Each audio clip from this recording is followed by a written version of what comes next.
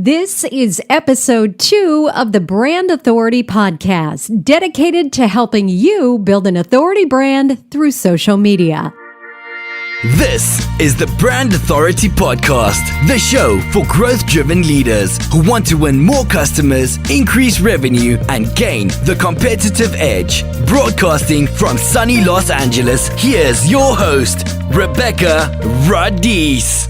Well, hello and welcome to episode 2. I'm Rebekah Radice, the author of Social Media Mastery, a comprehensive guide to strategic growth, and the new online course, The Smart Guide to Marketing Your Business on Social Media. If you want to learn how to launch, optimize, and monetize your business on social media, this is the course for you. Believe me, I've seen them all, and I can tell you it is the most comprehensive social media marketing guide on the market. If you want to check it out, go to radiantla.com/Udemy.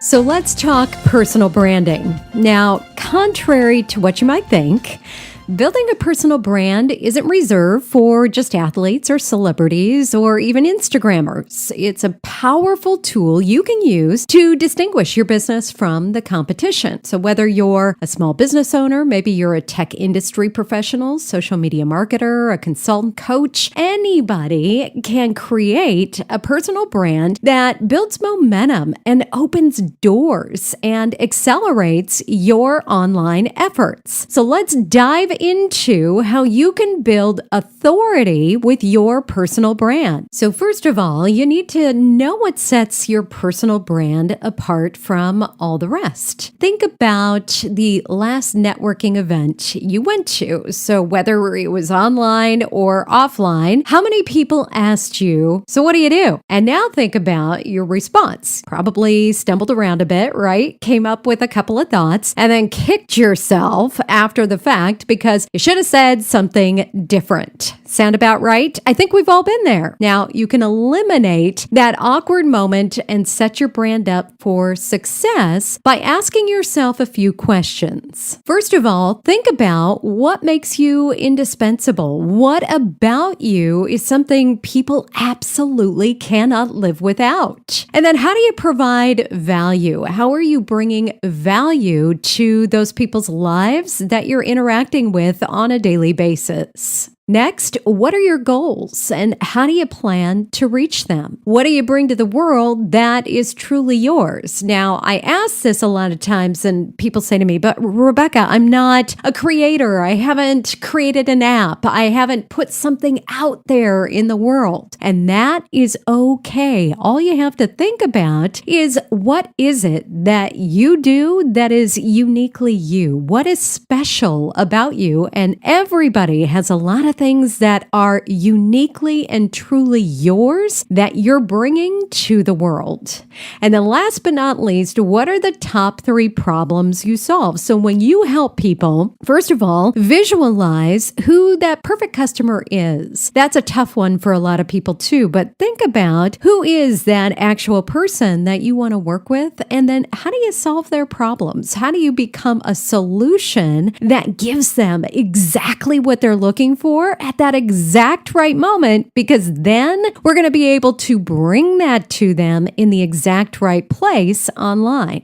Your next step is creating a credible website. Now, if you've already created a website or a blog or your online brand, that's terrific. We'll talk a bit about that. But if you haven't, a website is really going to help you establish credibility. It should be your hub. It's really that hub and spokes theory where everything is going to originate from your website and then branch out. So think of a bike, and yes, I am a cyclist, so I'll probably refer to bikes or bike parts or some type of cycling a lot throughout my podcast. But hub and spokes really just means that your website is your hub where everything originates. Your spokes are all of those social platforms, all of those other networks where you're going to spend time, you're going to generate or share content, and then you're also going to create relationships. What you're looking to do is allow allow your website to complement all that you're doing both online and offline. You're going to add it to your marketing, add it to your newsletters, your email, any other location where you're eager for people to connect with you, to find you.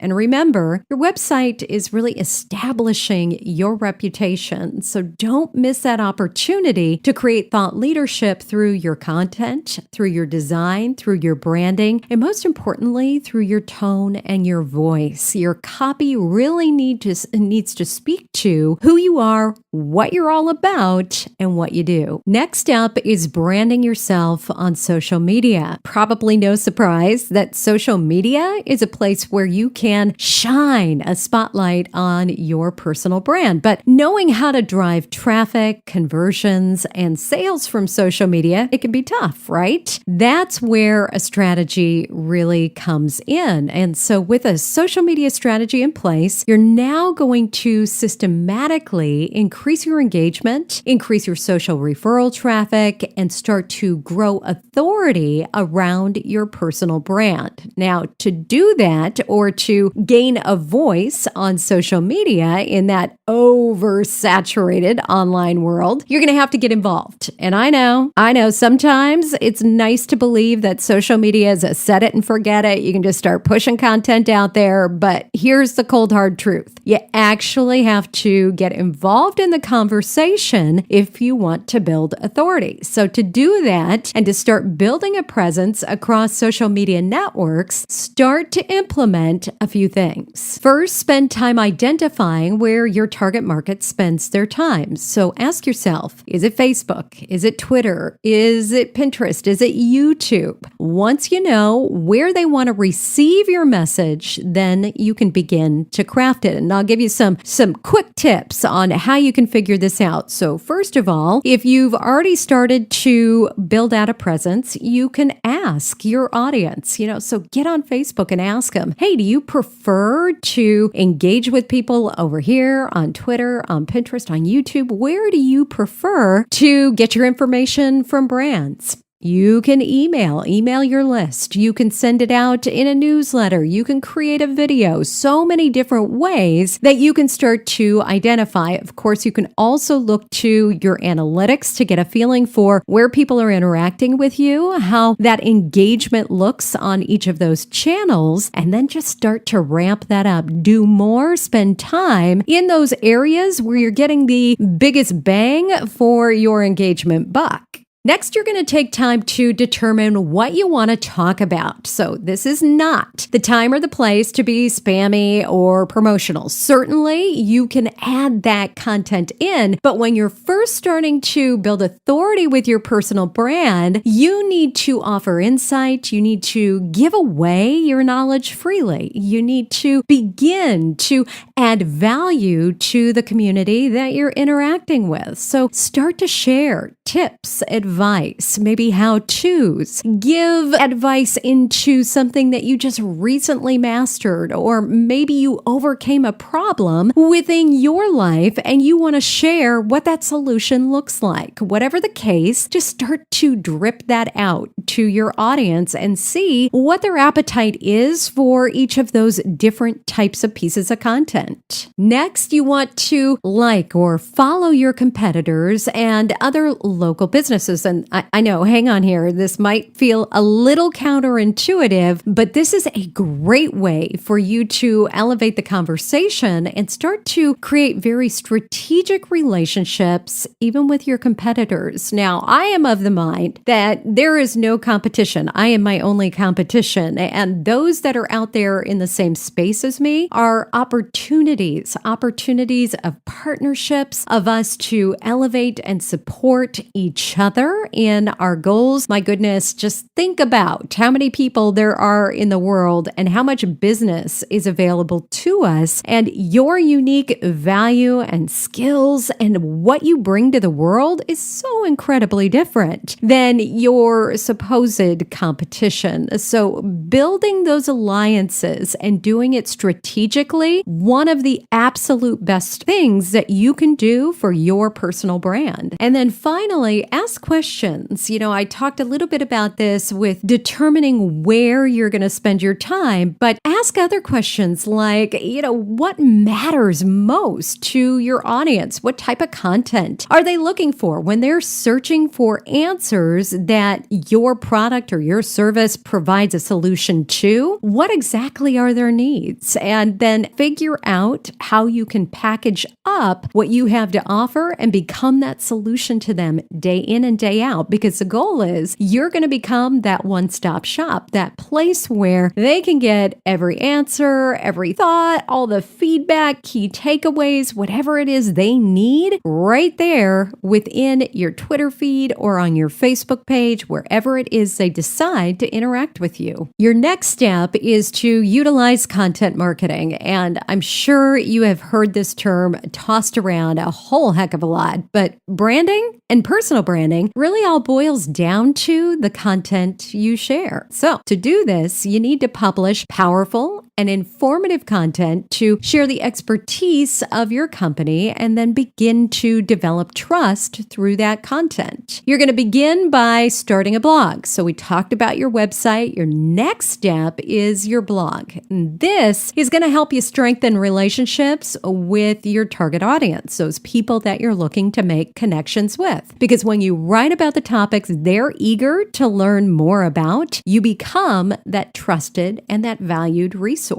So use your blog to build brand authority, encourage that interaction, drive engagement, establish that thought leadership. To become that valued and trusted resource, you need to create that content. So some ideas are ebooks, newsletters, videos, tutorials, just various pieces of content that fall outside of your blog. But all of those allow you to leverage your knowledge, your skills, your talents, and start to give that away. You also want to consider the type of content that your audience is looking for. As you can imagine, if you're a local bakery, your audience is going to be looking for something a little bit different than maybe an attorney. So consider, is it entertaining content? Is it inspiring content? Is it educational content? What type of content is your audience looking for? Now, also, I will tell you that it's not just one type of content. You can mix and match, use all three types of content, but the key is to really understand what type your audience is looking for, because when you teach them something new, you make their lives better, you help them,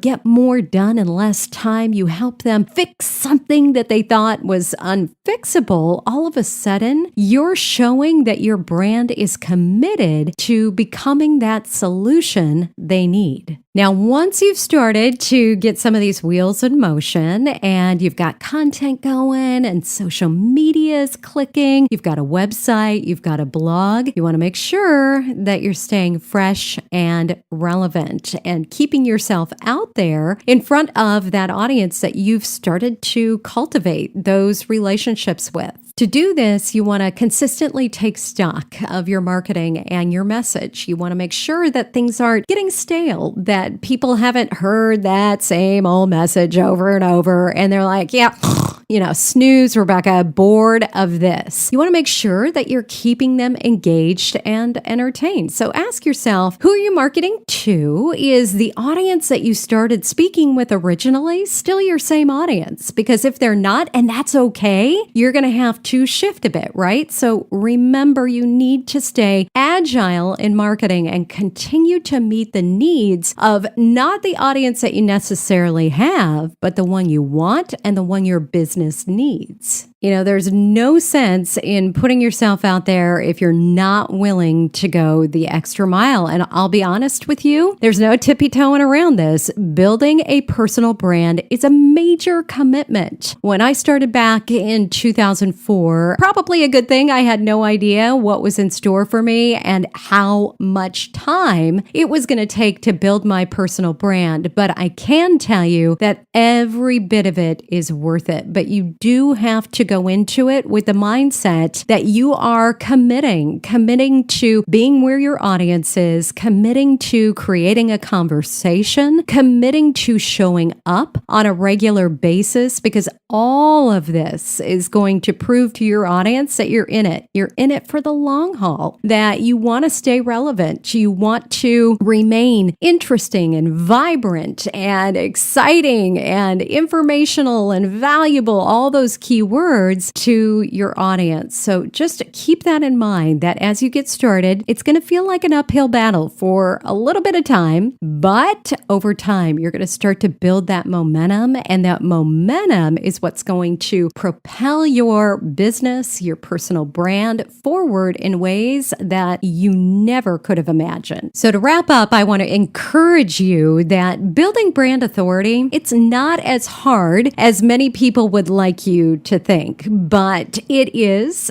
going to be a work in progress, especially when you first get started. You know, the personal brands who seem to come out of nowhere and you've watched them gain a voice in a very noisy world. You watched them, their business take off. They've gained exponential growth. They all have a few things in common. They commit to daily activities, habits, and strategies. And those three things are what will define not only your personal brand, but your success going forward. Now over to you. What are you doing to build brand authority? I'd love to know, and I'd love to connect with you. You can find me at Rebekah Radice anywhere across social media. So come over, Facebook, tweet at me, Instagram, wherever you'd like to connect. And I look forward to hearing your personal brand strategies, your success stories, and hearing what you're doing to capitalize on your personal brand to drive momentum, traffic, and sales for your business.